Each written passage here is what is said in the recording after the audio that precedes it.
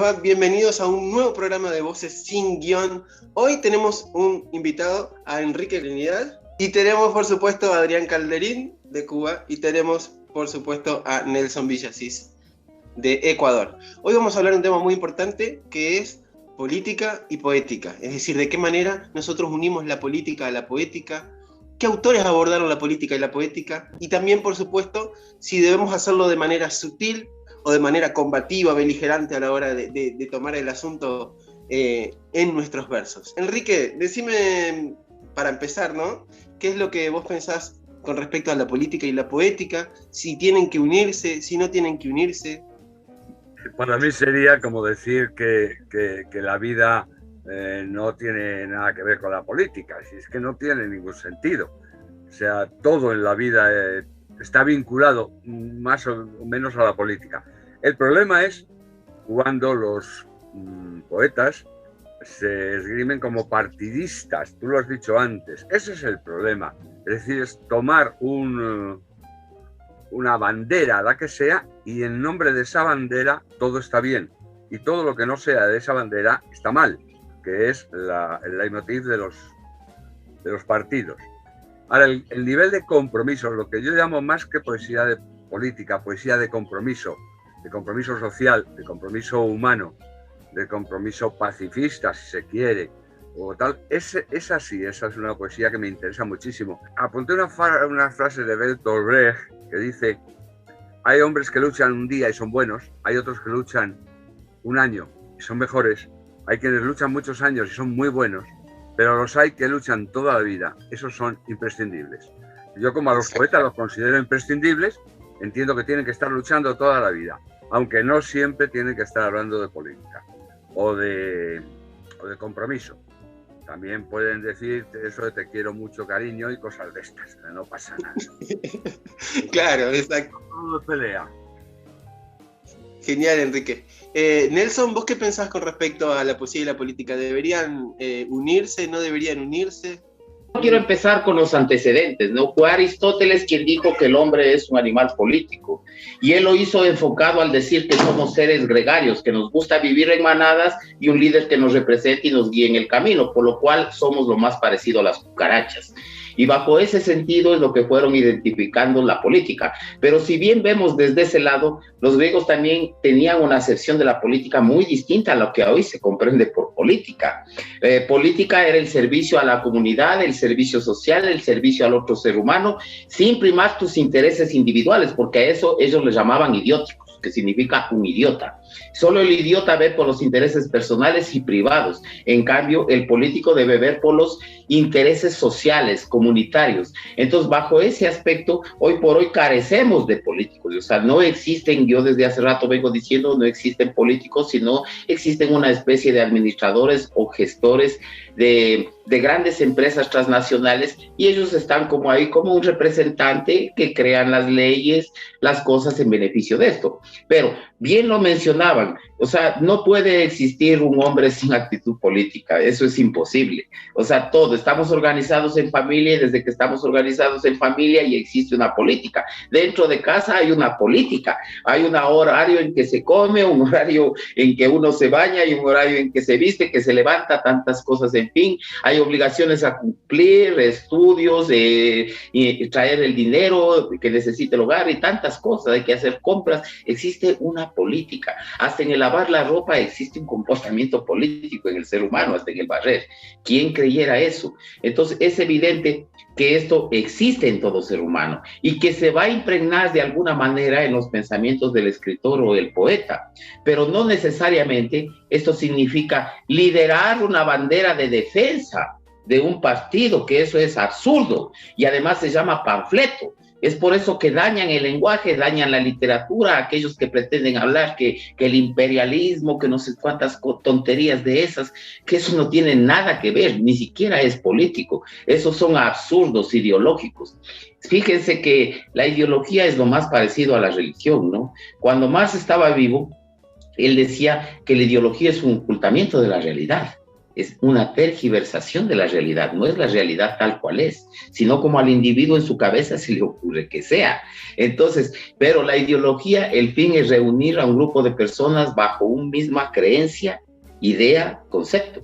Es lo mismo que hace la religión, por eso nunca entenderé cómo Marx dijo que la religión es el opio del pueblo, si la ideología también es el opio del pueblo. Porque ¿qué es lo que hace la ideología? Reúne a un grupo de personas bajo una misma idea y un pensamiento. Lo que hace la religión, religar, reúne a un grupo de personas bajo un mismo criterio, pensamiento. Imagínense. Entonces, bajo ese sentido, el poeta ante todo tiene que mantenerse puro, por más que manifieste y se descubra, ¿no? Porque ahí está la habilidad, así como se descubre al buen escritor a través de sus metáforas, sus imágenes, sus ritmos, lo mismo sucede, ¿no? Descubrir, o sea, cuál es su acepción, su visión acerca del mundo, ¿no? Que siempre será algo político, eso es innegable, pero no necesariamente lo vas a estar poniendo ahí, pues. O sea, hay gente que yo he visto esos textos que ponen yo soy de izquierda, yo qué sé, tantas cosas, ¿no? Creo que hasta un cantautor que admiro mucho como Silvio Rodríguez cometió ese error en su canción El Necio, ¿no? Que es linda y me gusta la canción, no lo niego. Pero él siempre se pone yo soy más a la zurda que diestro, pero bueno, le da ciertas acepciones metafóricas que no resulta estorboso, ¿no? Pero sí, en cambio, o sea, hace una manifestación muy clara de su pensamiento político.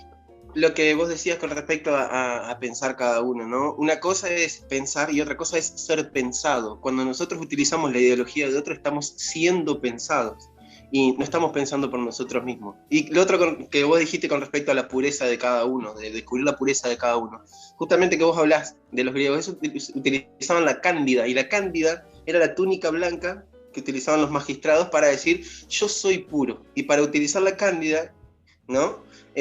Vos tenías que ser un candidato, y de ahí deriva la palabra candidato. El candidato es el cándido, el puro, que hoy en día andás a ver si podrían utilizar la cándida, ¿no?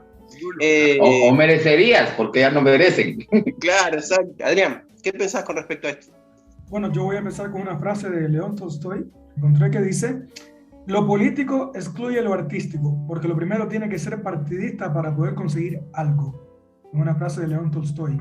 Entonces, yo creo que sí, que más allá de que uno sea un animal político o un ser político de cualquier manera, que no vamos a escapar de eso, yo creo que la literatura, el arte en realidad debería, puede tener tal vez en algunos sentidos un componente social, como bien decía Enrique, pero también, como decía Nelson, no hay que abusar y hay que entender la delgada línea muy fina entre lo que es arte y lo que es el panfleto, porque lamentablemente escasos, muy escasos, después vamos a hablar más adelante de eso, pero muy escasos son los ejemplos en la historia donde un escritor lo ha sabido llevar muy bien, incluso ni los genios, porque son dos temas que prácticamente es como el agua y el aceite, ¿no? Son dos temas que no ligan. Yo soy partidario, voy a decir, como decía Borges, creo que era que decía, que la universidad, también un poco se refería a la literatura, debe ocuparse de lo antiguo.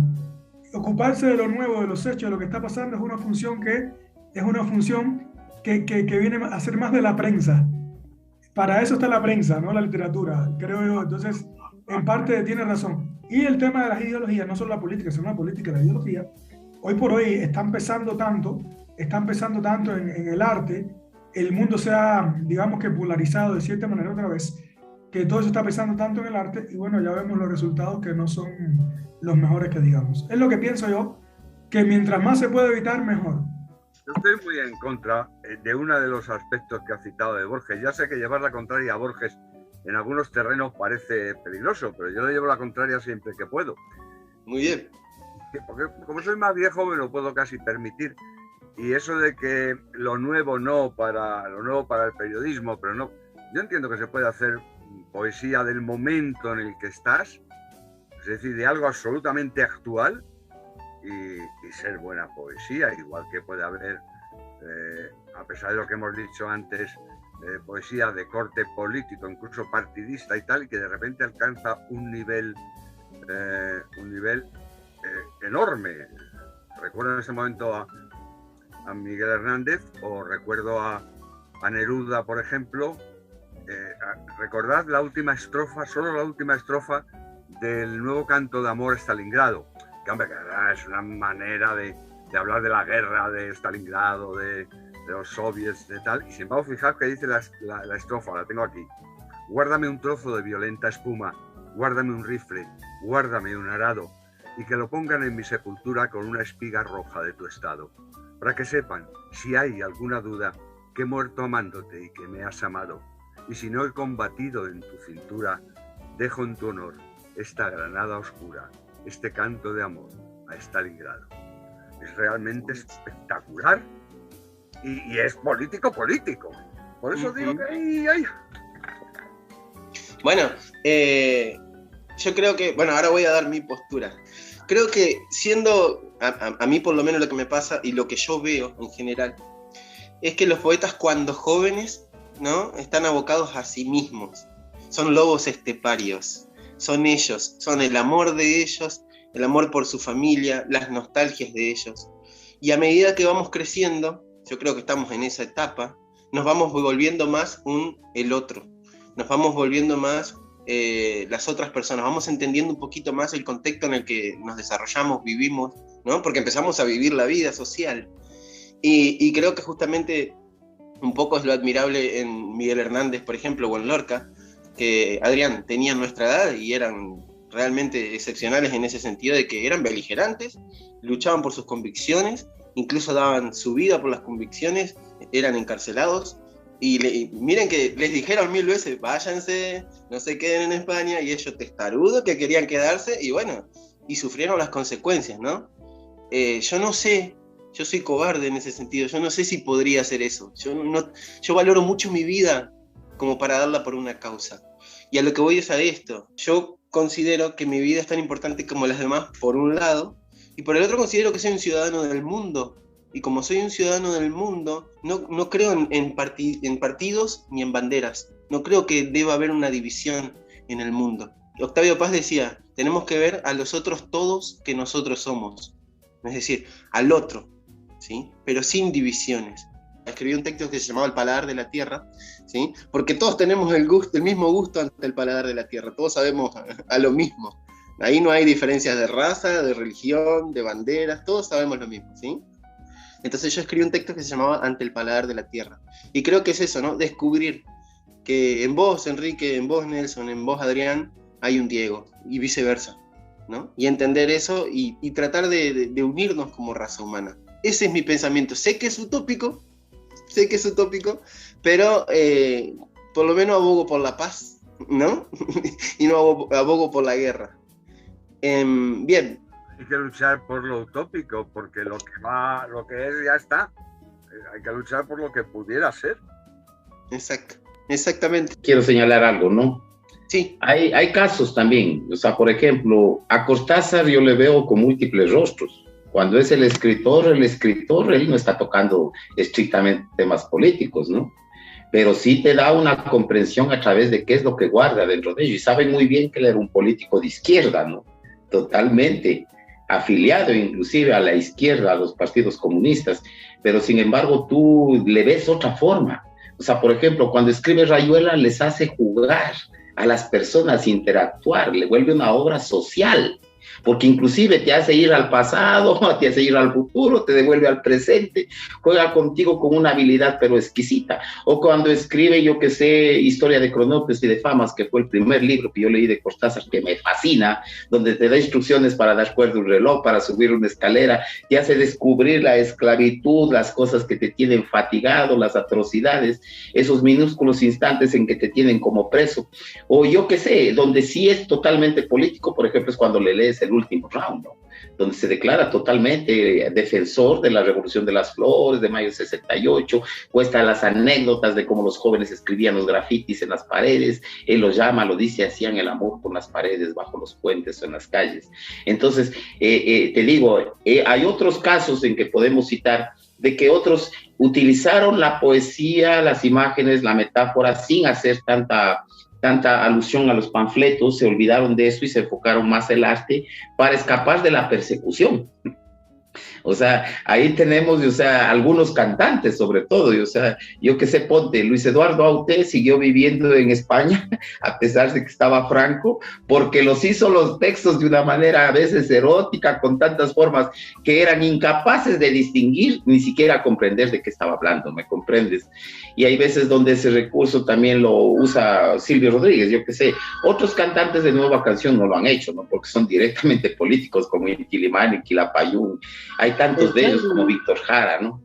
Nelson, en nuestro Charly García, que utilizaba las metáforas y demás para evitar ser detectado, digamos, por el detector militar, ¿no? Claro, Los Dinosaurios es una canción que habla mucho de eso. Los que están en el aire pueden desaparecer en el aire.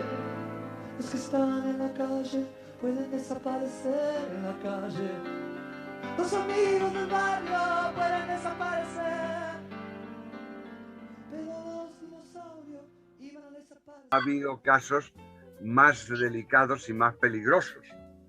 Por ejemplo, aquí en España, a Antonio Machado lo conocéis todos, pero a Manuel Machado le conoce menos gente. Manuel Machado, como se quedó en España por condiciones inevitables, estuvo con Franco allí. ¿Y qué ocurrió? Que era el malo de la película, era el hermano del que se había ido, del peligroso, del que había colocado. Y él tuvo que congraciarse con el régimen como fuera. Y aun a sabiendas de que no era franquista, tiene un soneto escrito a Franco que termina diciendo: la sonrisa de Franco resplandece, que es para matarlo. Porque es que, vamos, la sonrisa de Franco no resplandeció nunca, era un hijo de la gran puta. Y que sonreía como un guardián. Son estrategias de subsistencia, pues. Claro, no le quedaba más remedio. Pero era una...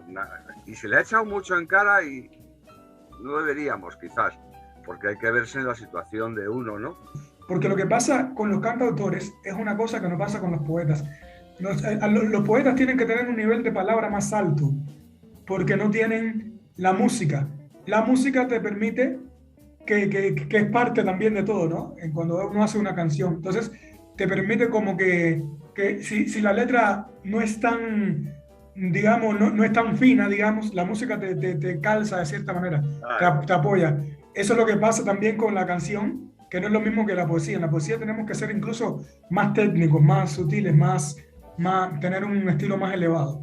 Pero bueno, después voy a hablar un poquito de eso, porque ahora que me acuerdo de eso de Franco, hay cosas de Silvio que hablaban totalmente del régimen, algunas más incluyentes que otras, pero si vemos a Carlos Varela, que después le voy a presentar algunos fragmentos, así que me acuerde más o menos, menciona cosas así en una clave muy poética, pero siempre evadiendo la censura, siempre evadiendo lo que le ha pasado a todo el mundo. Eso ha pasado en todos los terrenos. En todos los terrenos. En los unos y en los otros. Sí. Siempre ha pasado. A mí me gusta, por ejemplo, leer la poesía de Juan Gelman acá en Argentina. Él vivió muy de cerca, de hecho le secuestraron a un hijo y a la nuera, ¿no? Que después pudo volver a recuperar a su nieta. Hay un poema que se llama Zapatitos, de Juan Gelman. Y Juan Gelman, de una manera muy sutil y, como vos dijiste, muy fina en sus versos, él habla de los estragos del Holocausto, porque él era judío, ¿no? A través de los zapatitos. Es decir, él habla de los millones de zapatitos que se ven, ¿no? Zapatitos grandes, pequeños, rojos, negros, de diferentes colores, a la hora de acumularlos y apilarlos, ¿no? Después de que los niños fueron masacrados en los campos de concentración. Y yo creo que ahí está la visión del poeta, y ahí está el verdadero instrumento de rebeldía, ¿sí? Porque él lo que decía era eso, que la poesía debe ser un instrumento de rebeldía contra el envilecimiento humano. Es decir, tenemos que tratar de no ser viles. Qué bueno. ¿Sí? Esa es la idea. Y creo que lo que tenemos que hacer como poeta es, como poetas a través de las metáforas, ¿no? Lo que hacía Charly García en las canciones, de hacernos pensar desde otros modos, desde otras perspectivas, ¿sí? Lo que sucede en nuestra sociedad. Y no directamente tomar un partido. Por eso digo que no se puede ser apolítico. Hablaba la otra vez con Nelson y le decía, el único ser apolítico creo que fue en un momento en la isla antes de la llegada de Viernes, Robinson Crusoe. El único que pudo ser apolítico en algún momento. Pero después vivimos en una polis, vivimos en un pueblo, ¿no? En el popolo. En cuanto llegó Viernes, no solamente era político, sino además era un tirano. Sí, porque exacto, quería imponer la religión, quería imponer el lenguaje, fíjense, ¿no? Lo que es el microcosmos de una isla, cómo te enseña. Bueno, eso también, o en El Señor de las Moscas. Eso es otro ejemplo de cómo nosotros como sociedad nos comportamos, ¿no? Me acuerdo de esa novela del Señor de las Moscas, es unos niños que se pierden en una excursión, cae un avión, se quedan todos en una isla, todos niños, un montón, y se dividen en dos, ¿sí? En dos sociedades. Unos que están en un lado de la isla y otros que están en el otro lado de la isla, y se empiezan a pelear, y es como un microcosmos que nos enseña cómo nosotros como sociedad nos comportamos, ¿sí? Entonces, esa es la manera en la que el autor, sea prosista, sea sonetista, decimista, llámalo como vos quieras, le puede enseñar al lector a repensar la realidad en la que vive. Hablamos de Neruda, hablamos de Hellman, hablamos de Miguel Hernández, hablamos de Octavio Paz. ¿Qué autores a ustedes les han hecho pensar un poco más la realidad? Nelson, comenzamos con vos y después seguimos con Enrique. Bueno, en realidad, verás, hay cosas que parecería que no se mezclan, pero por ejemplo, yo he sido muy amante de leer filosofía y mitología, y evidentemente todo lo que tiene que ver con conciencia y sabiduría mística. En ese sentido, por eso es que me gusta tanto la literatura de Jorge Luis Borges, porque la cultura de Borges es tan gigante que él te sabe de filosofía oriental, africana, occidental, de todo lo que te puedas imaginar. O sea, un lector que se nutrió de todas las corrientes posibles. Entonces, por lo cual, y además, cuando dictaba una conferencia, lo hacía en palabras tan sencillas, que es fascinante ver cómo puedes abarcar tanto conocimiento de manera tan sencilla, ¿no? Entonces, bajo ese sentido, es lo que yo te digo, y, o sea, yo admiro y ante todo esas capacidades de estarnos nutriendo de todo. Entonces, no se puede ser egoísta. Yo me nutro de la ciencia, por ejemplo. A mí me han encantado las anécdotas, por ejemplo, entre Niels Bohr, Albert Einstein, que hay unas fabulosas, ¿no? Se dice que a Einstein, por ejemplo, le había dicho el doctor que le queda prohibido comprar tabaco, pero él sabía que Niels Bohr también fumaba. Entonces un día se entró al cuarto de Niels Bohr porque compartían muchas conferencias y se robó el tabaco. Dijo, el doctor me ha prohibido comprar tabaco, pero de robar no ha dicho nada, ¿no? Entonces hay cantidad de cosas por el estilo que se dieron entre estos dos personajes, ¿no? Es increíble. Entonces te digo, yo he leído, yo que sé, física cuántica de Richard Feynman, cosas por el estilo, porque yo creo que el universo, el conocimiento es tan infinito que uno no puede ser tan egoísta. Una de las cosas que con Adrián, con Diego, contigo hemos hablado, evidentemente tiene que ver con esa pobreza en la investigación, indagación de los temas. Porque mucha gente cree que escribe desde la experiencia personal o desde ellos, o sea, no denotan que han investigado nada, no fundamentan nada, no tienen nada al respecto. Entonces, yo amo a los escritores que tienen un fundamento, una esencia, una conciencia. Si me dicen en ese sentido, o sea, Cortázar es de mis escritores favoritos, te digo. Me gustan los cuentos de Juan José Arriola, esos juegos que hace hasta científicos a veces los cuentos, el escritor mexicano, son fabulosos.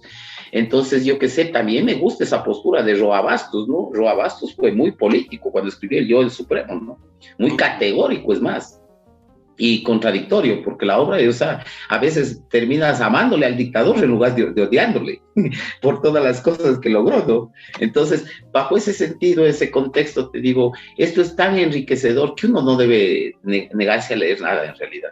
O sea, lo que debe seleccionar es que las cosas estén bien escritas, no tengan mediocridad en la estructura, en la conductividad, en la hilaridad del cuento, relato, poema, que tengan sintaxis, o sea, hay que ver que estén bien escritas, pues, porque no vas a leer cualquier tontería que por ahí, como hoy por hoy, fundan páginas, se declaran ellos mismos, soy poeta, escriben unas cosas horrorosas y después llenan de derechos de autor. Yo siempre me he preguntado, ¿y no les dará vergüenza? ¿Quién les va a robar esas cosas? O sea, pero así, ¿no? Entonces uno ya aprende a tener un discernimiento. O sea, es diferente a tener elección, ¿no? Hay que tener discernimiento. La elección es esto bueno y esto malo, ¿no? El discernimiento es la capacidad de darte cuenta entre lo que está bien hecho y aquello que sinceramente ni siquiera merece tu atención. Lo que vos decías de que está bien contradecirse a uno mismo, porque significa que uno va aprendiendo y uno va cambiando, ¿no? Todo el tiempo. Walt Whitman decía, "Do I contradict myself? That's okay. I contain multitudes." ¿Me contradigo a mí mismo? Está bien, yo contengo muchedumbres. Una nota a lo que comentaba Nelson. Yo he llegado a tener una colega en España, no diré su nombre, poco poeta, poquito, que presumía de no leer para no contaminarse. Y eso fue quizá el principio de mi separación absoluta. Es decir, no, mira, no porque eres tú la que contaminas, ¿no? Pero bueno, yo confieso que hay muchos. Cada vez que alguien me dice eso, dice, mire, yo maestros tengo a mogollón. Porque además en literatura, y perdóname la expresión, el que no es hijo de nadie es un hijo de puta. Es decir, hay que ser hijo de, y a ser posible, de muchos padres.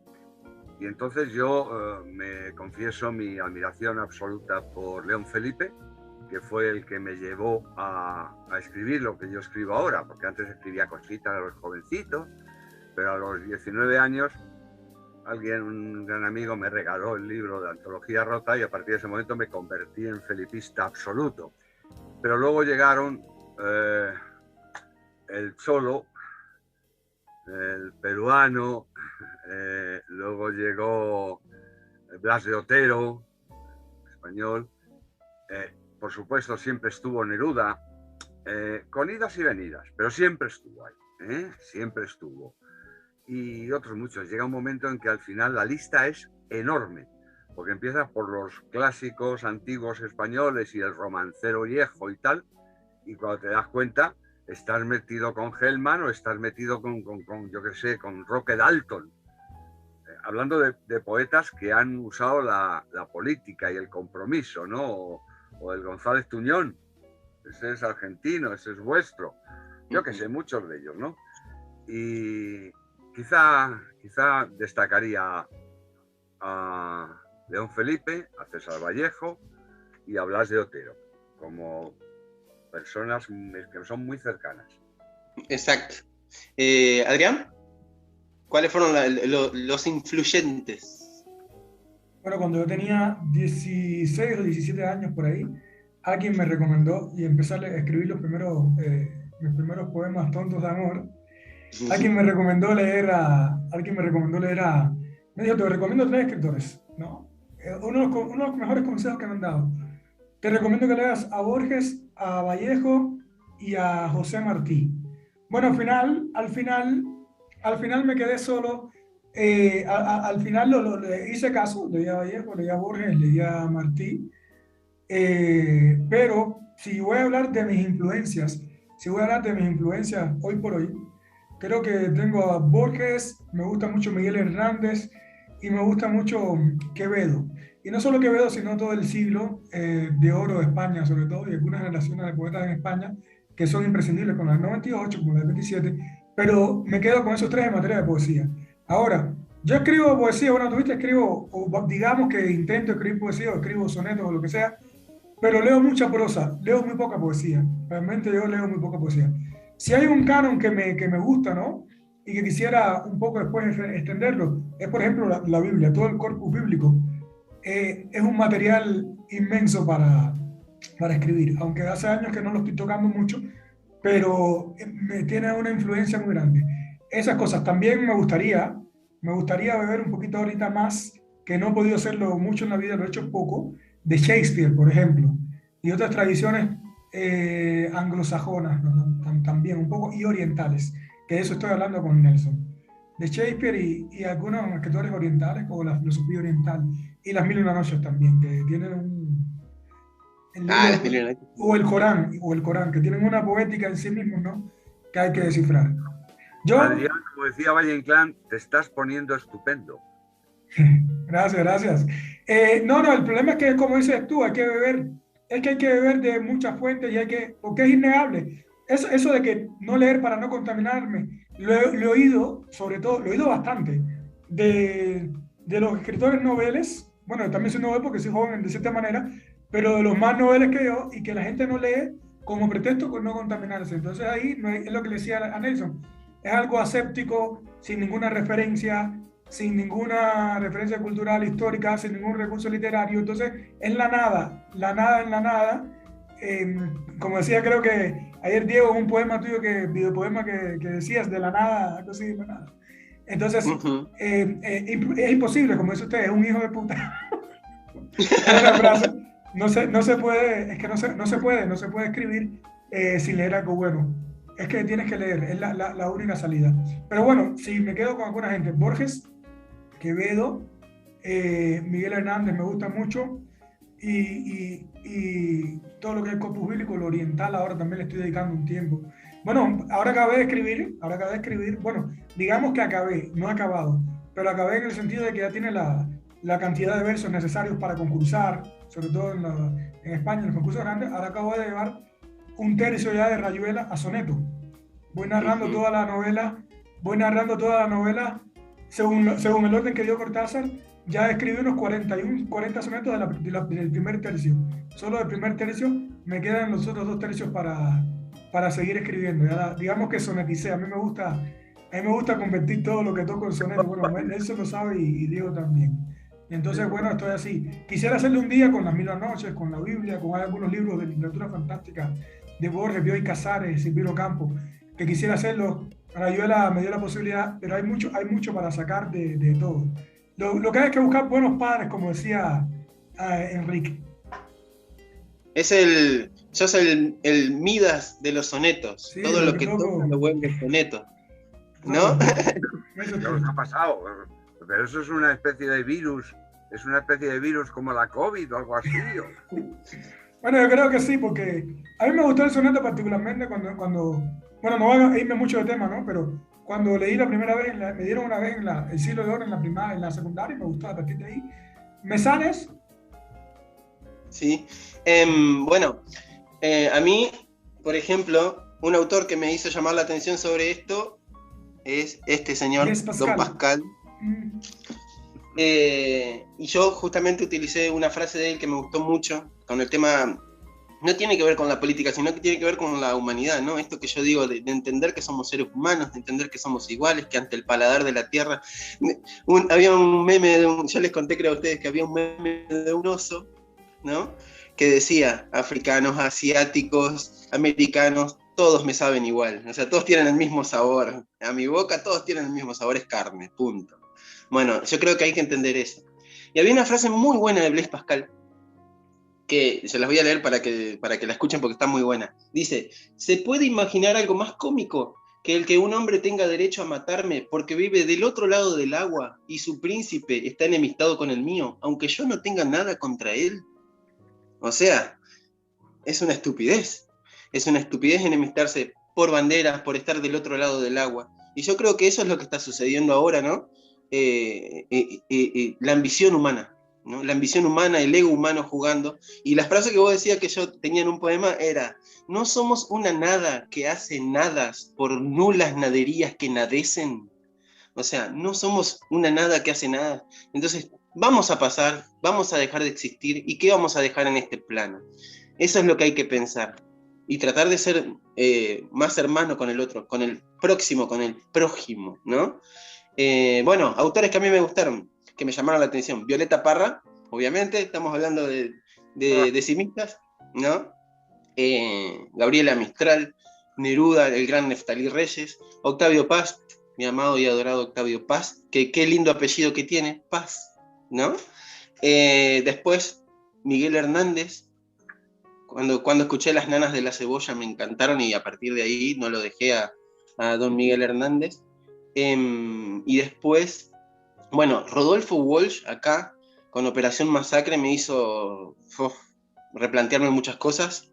No sé si la conocen, pero es una novela de corte periodístico, perteneciente al New Journalism. Como Truman Capote hizo a In Cold Blood, a Sangre Fría, bueno, lo mismo, pero fue antes, ¿sí? Así que estos fueron los autores que a mí, por lo menos, me llamaron mucho la atención y me hicieron repensar el tema de la política, ¿no? Del involucrarse. ¿Creen ustedes que debería sacrificarse la poesía ante la política? ¿Creen que deben estar unidos? ¿Creen que deben estar escindidos, separados? Nelson. Verás, las cosas hay que dejar suceder como están viniendo, no es una intencionalidad muchas veces que tú manifiestes tus ideas o tu postura política al respecto. Y eso ha pasado siempre así, desde los textos sagrados. Cuando tú lees el Bhagavad Gita, que es el texto sagrado de los hindúes, hay una serie de consejos que le da Krishna a Arjuna. Le dice que debemos ir a la gran guerra, porque esa es la única forma de la salvación. Pero Arjuna, en cambio, siempre le discute que qué sacamos hallando la paz y a través de esa guerra tener la salvación ya cuando todos estemos muertos. O sea, en realidad Krishna es el iluminado, pero yo tengo una lectura al revés. Para mí el iluminado es Arjuna, porque tiene las cosas mucho más claras de cómo los veía Krishna. Krishna tiene cerca de 16,000 esposas, imagínate, ¿no? O sea, no le alcanzó la vida para acostarse con todas, haciendo promedio de cada noche. Pero como antes y hasta el día de hoy en ciertas culturas árabes, no significa que seas un monstruo sexual, sino que tiene muchas esposas para mostrar su poder económico, ¿no? Las capacidades hasta donde estaban dispuestos a controlar un gran grupo humano. Entonces yo te digo, bajo ese sentido, no necesariamente hay una intencionalidad, sino que eso sale.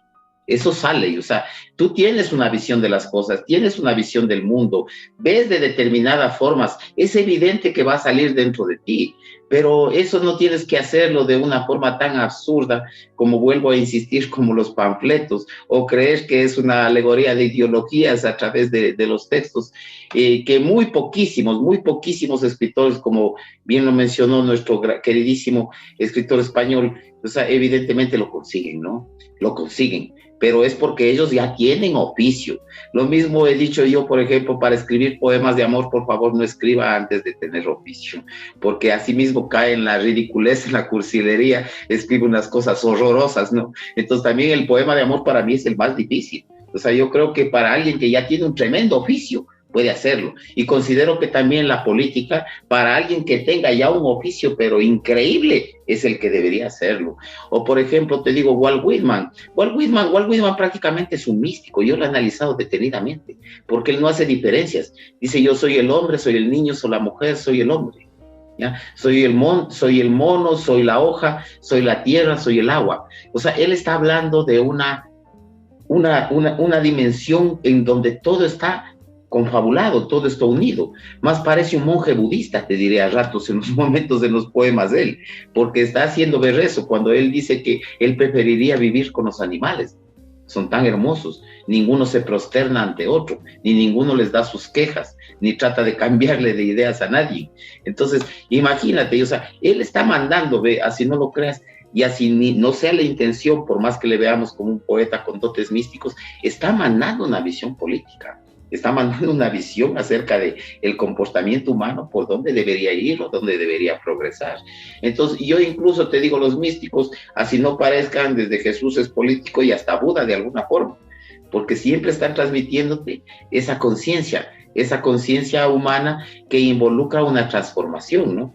Pero hay una pequeña diferencia siempre, porque una cosa son los revolucionarios y otra cosa son los rebeldes. Entonces, es evidente que quieras o no, hasta el ser humano que tiene esa apariencia, porque yo siempre he considerado que solo es una palabra bonita de hablar, la libertad, porque nadie en el fondo somos libres, todos estamos tan interconectados que es absurdo, o sea, querer buscar, porque terminan entendiendo como de un grupo, de una secta, de un movimiento, o peor aún, algunos de un individuo, o sea, y ahí es lo que crea una tensión social horripilante, porque el concepto de libertad para el asiático no es el mismo que para el africano, ni es el mismo que para el latinoamericano, y menos aún que para el occidental europeo, ¿no?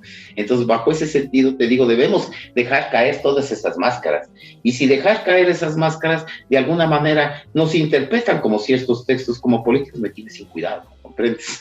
Porque yo no pierdo el tiempo en estar explicando. Amo tanto la poesía, amo tanto la literatura, que le veo intrascendente. Enrique, ¿crees que se deba escindir? ¿Crees que sale de uno, como dice Nelson? Lo que no puede hacer la poesía es convertirse en servidora de la política. La poesía no ha nacido para servir a nadie, en absoluto, bajo ningún concepto, pero sin embargo sí para ser útil. Yo entiendo la poesía como un elemento útil. Tú mencionabas antes a Violeta Parra, ¿te acuerdas lo de mire cómo sonríen los presidentes cuando les hacen promesas al inocente? Pues eso era útil, había que decirlo. Y Violeta lo hizo muy bien. O cuando Pablo Neruda, por ejemplo, en España, en el corazón, que es un libro que a mí siempre me emocionó y que recité muchísimo con gente de Inti Illimani y tal, aquí en Madrid, en los teatros, cuando yo era joven, ellos también. Y me acuerdo con la policía en la puerta porque había problemas de todo tipo, eran los años duros. Y yo recuerdo recitando aquello de los enemigos de Pablo Neruda, dice, ellos aquí trajeron los fusiles repletos de pólvora. Era necesario que lo dijera, era necesario que dijera que no quería que le dieran la mano empapada en nuestra sangre. Dice, no los quiero embajadores, tampoco en su casa tranquilos, termina un poema. Los quiero aquí juzgados, en esta plaza, en este sitio, y yo quiero castigo. Era necesario, y no se hizo, y como no se hizo, ahora tenemos unos problemas, y digo en este país, que 3/4 de lo mismo pasa a todos en los países americanos, que tenemos los mismos problemas. Vengan de antigua España, vengan de los criollos, vengan de los indígenas, de quien sea. Los problemas son muy similares.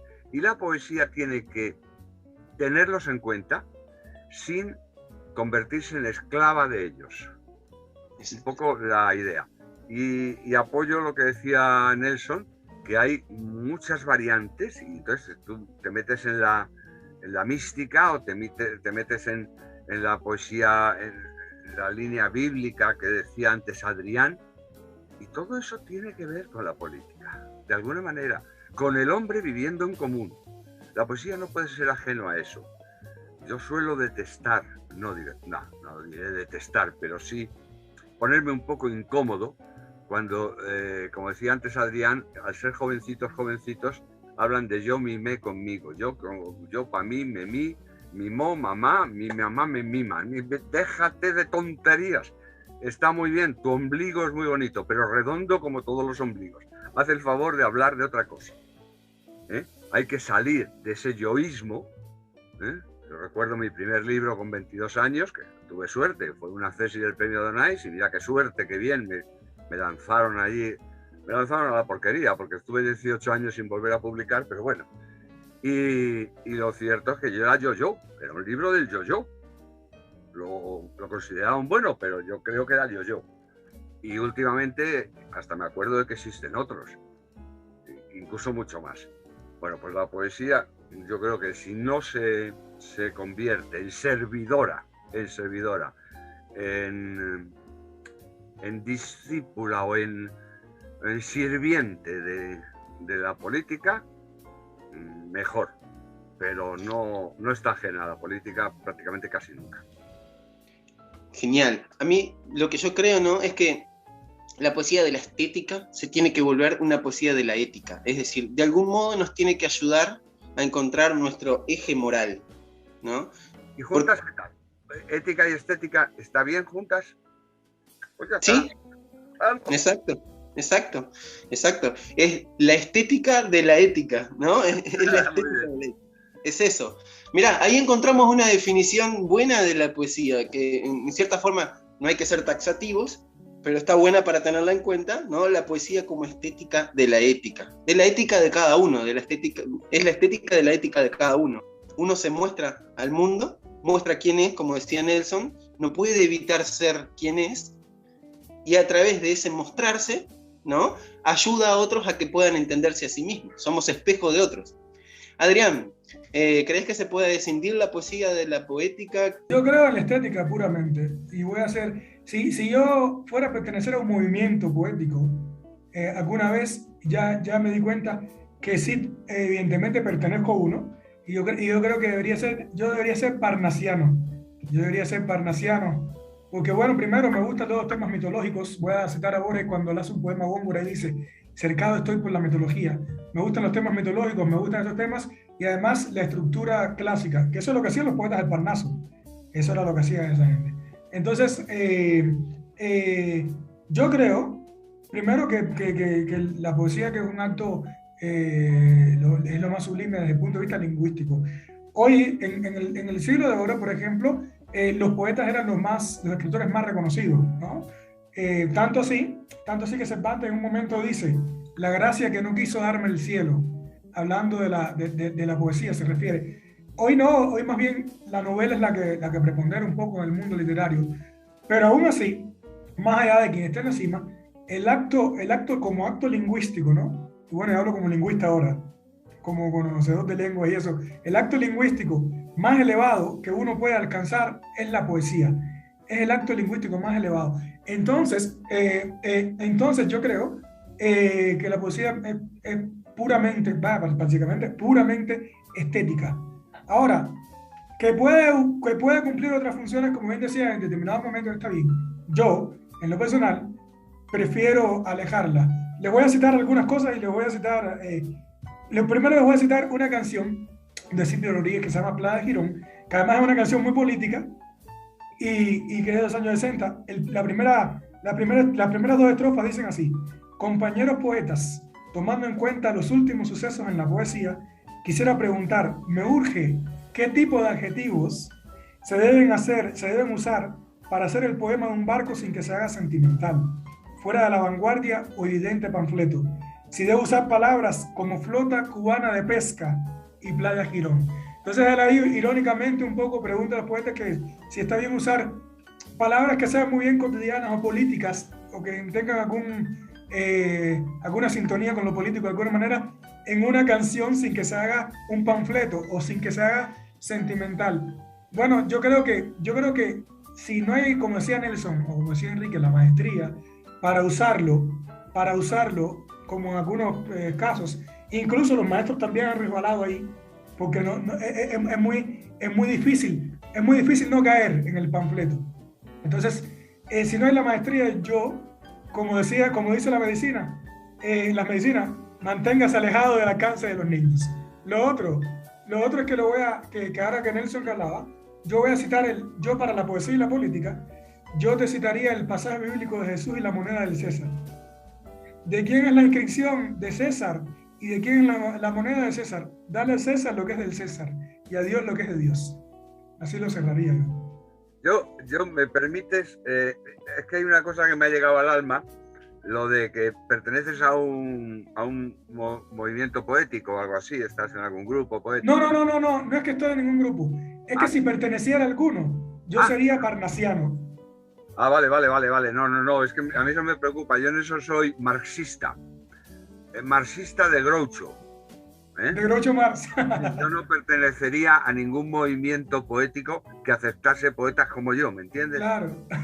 Yo ya me salí de la generación posible que podría estar por mi edad y tal aquí en España y tal, y nunca me pusieron y nunca quise estar y sigo siendo un número suelto.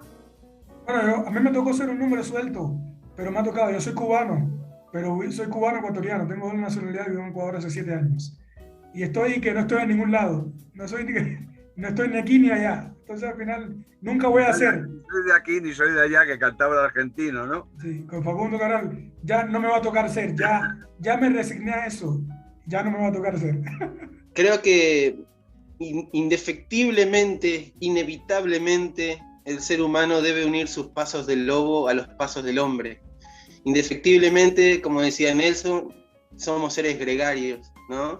Indefectiblemente tenemos que unirnos a la humanidad y entender a la humanidad y tratar de ayudarnos entre nosotros y pensar en plan utopía, ¿no? Enrique, pensar igual en plan utopía, porque es lo que nos permite movernos.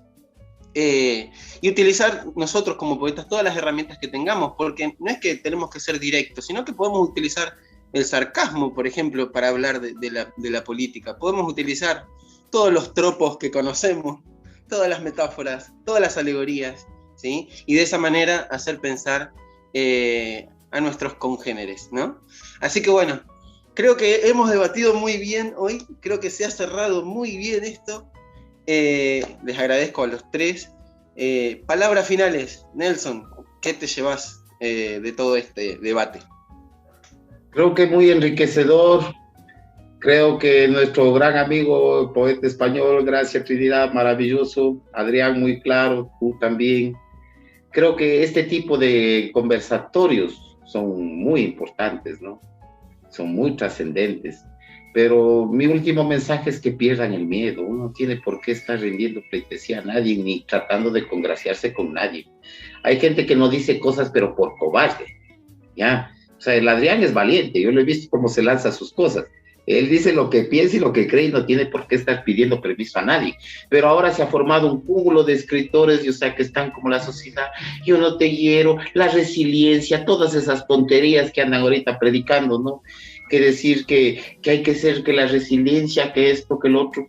Y todo es para no asumir una postura como ser humano, una visión de la vida, que es lo que debe tener un escritor, un poeta, sino que se largue al diablo. O sea, ¿para qué es necesario este tipo? La poesía tiene que hacerte enojar, reír, llorar o conmover. Cualquiera de esas cosas es porque está funcionando. Pero hay textos que no causan nada de eso últimamente. Unos textos como neutros, ¿no? Y es más, hay unos que parece que han ido a una escuela de chimpancé, porque yo les he revisado, escriben toditos igualito. Toditos en serie. Son como ya una fábrica de Coca-Cola, y o sea, en serie más o menos comienzan a escribir. Adrián coincide conmigo, él ha visto también eso, y eso es lo que a mí me ha avergonzado, y digo, me voy a mantener a salvo de eso, o sea, porque esta gente va a terminar haciéndome daño, o sea, eso es lo que uno debe cuidarse, porque esa gente cobarde a uno no les lleva a ningún lado, y, o sea, los que quieren congraciarse con todos y por ahí, es ser estúpidos, o sea, porque otra cosa es ser amable. O sea, por ejemplo, hay mi gente que me comenta alguna cosa en mis textos, soy amable, ¿ya? Pero eso no significa que no me esté dando cuenta a veces que ni siquiera leyeron el poema y lo hacen es por afecto, ¿me comprendes? ¿Ya? Pero no tengo, yo sigo manifestando lo que creo, sigo manifestando lo que pienso, y en buena hora, ¿no? A veces un texto alguien lo toca, y eso es lo que debe lograr, o sea, como cuando Whitman decía, quien toque este libro, toca un hombre, ¿no? Así deben ser los poemas, o sea, coger y tocar a las personas. El momento en que le tocaron, madre mía, ahí está. En la traducción de León Felipe Whitman hay un momento que dice, cuanto yo diga de mí, debes decirlo tú también de ti, porque si no pierdes el tiempo escuchando mis palabras. Exacto, muy bien dicho. Qué grande. Yo quería cerrar con un pequeño poema, que me parece que está relacionado con todo lo que estamos hablando y que además me ha causado algún disgusto, también mucha alegría, porque lo han sacado por ahí en redes y aquello se ha puesto disparado y lo han usado en novelas y lo han usado en cantidades, en teatro, pero bueno, vale. Pero también a alguien le ha sentado mal algún verso, que veréis ahora, y se llama No.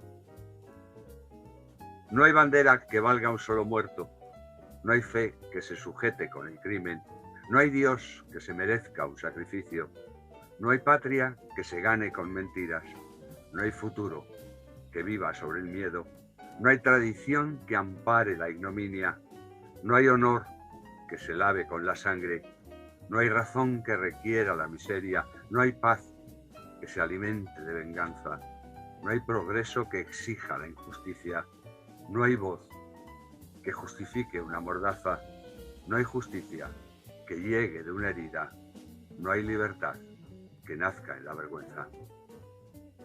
Y estoy de acuerdo conmigo mismo, vamos. Me gustó mucho lo de no hay voz que justifique la mordaza, ¿no? Es un texto excelente, excelente. Sí. Pero cuando dices lo de que no hay Dios que se merezca un sacrificio, de repente llega un fundamentalista muy cristiano y dice, por Dios, perdona. Y manifiesta una postura valiente, y, o sea, como debe ser. La literatura yo creo que es para valientes. Estás perdido, ¿no? Bueno.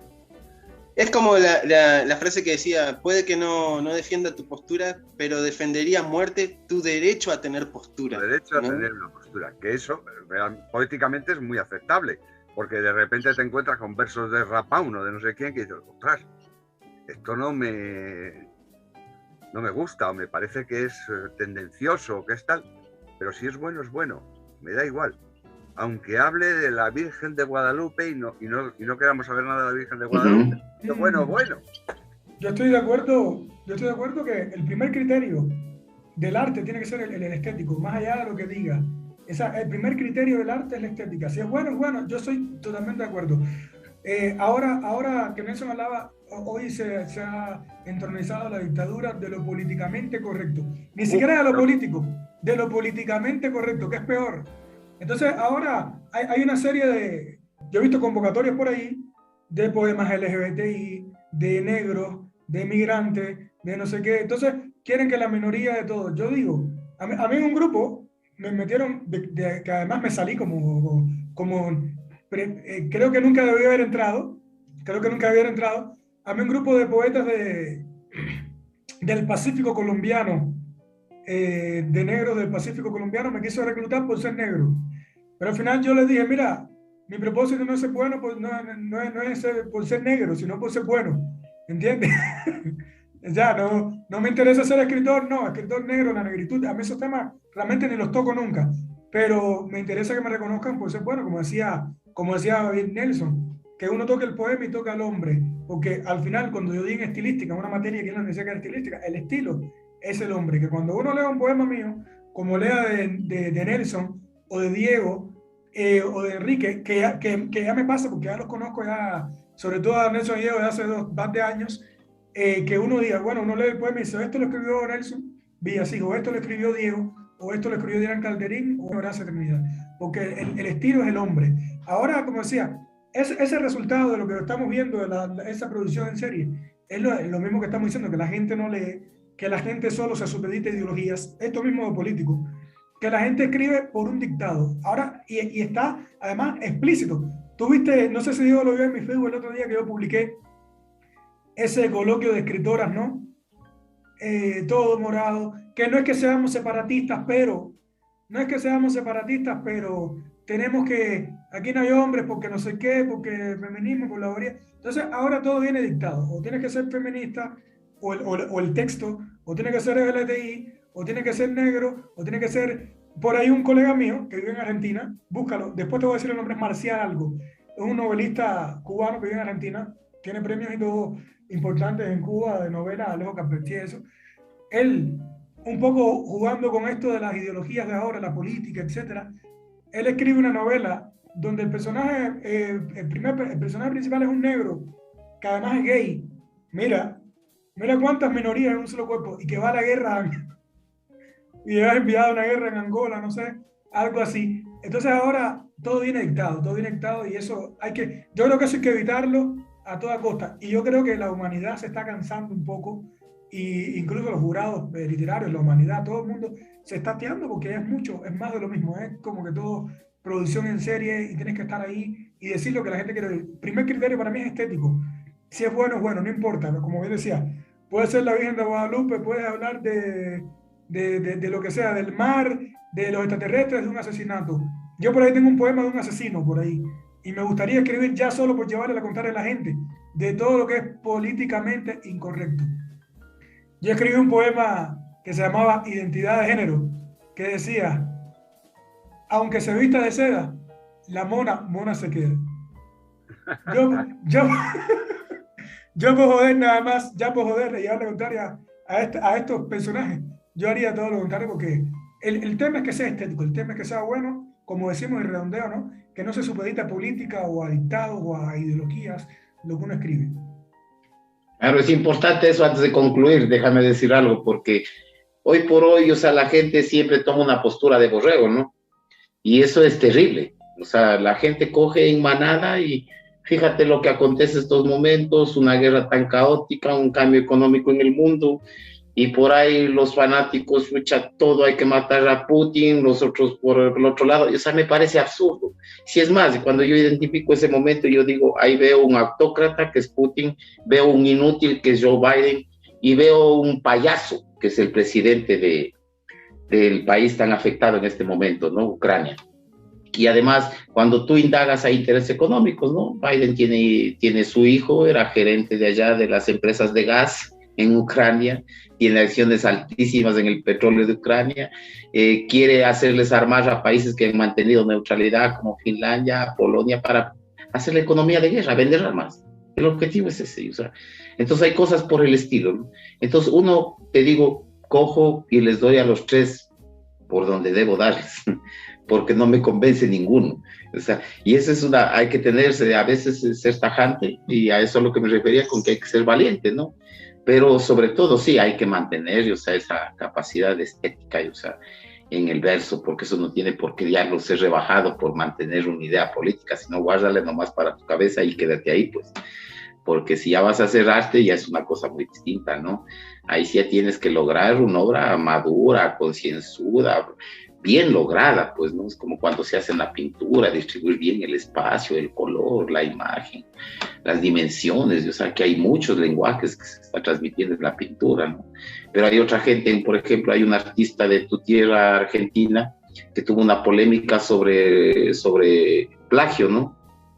Fátima, donde expuso unos cuadros de animes, el museo de Eva Perón, y el gobierno le pagó cantidades exorbitantes de dinero por los cuadros. Ella, como era feminista, evidentemente cuando le descubrieron el plagio, porque además los cuadros son tan mal hechos que les hace planos a cuadros que eran tridimensionales, ella defendió que porque ser mujer le están atacando. Y sucede que indagando, se robó los animes de todas las artistas mujeres japonesas. O sea, esa fue la primera que hizo un atentado contra la mujer. Y segundo, ellos hacen trabajos bien mal hechos. Y después han salido todos estos pañuelos verdes, no sé qué, en Argentina, a defenderle que pobrecita, que por ser mujer le están atacando. O sea, no. Nosotros no estamos para esas tonterías, o sea. Y la capacidad, fíjate, los cuatro escribimos de forma muy distinta. Los cuatro aprendemos el uno del otro. Y no estamos cambiando ni nuestro estilo, ni siguiendo una corriente, ni nada por el estilo. Nos respetamos en nuestra propia forma de escribir, que es lo fabuloso. Y hasta nos podemos dar el gusto hasta de admirarnos, porque estamos hablando en un nivel mucho más alto. ¿Me comprendes? En el pabellón número 6 de Anton Chekhov, Andrei Efimich dice, si se me permite una comparación, yo diría que la literatura, los libros son la partitura, pero la conversación es el canto. Y eso es lo que estuvimos haciendo ahora. Estuvimos cantando gracias a los libros, ¿no? Así que bueno, les quiero agradecer a los tres y a los que nos siguen en redes pueden, por supuesto, suscribirse al canal de YouTube, pueden seguirnos y compartir con todos sus amigos y nos estamos viendo en la próxima de Voces sin Guión. Hasta pronto. Mucho gusto. Hasta pronto.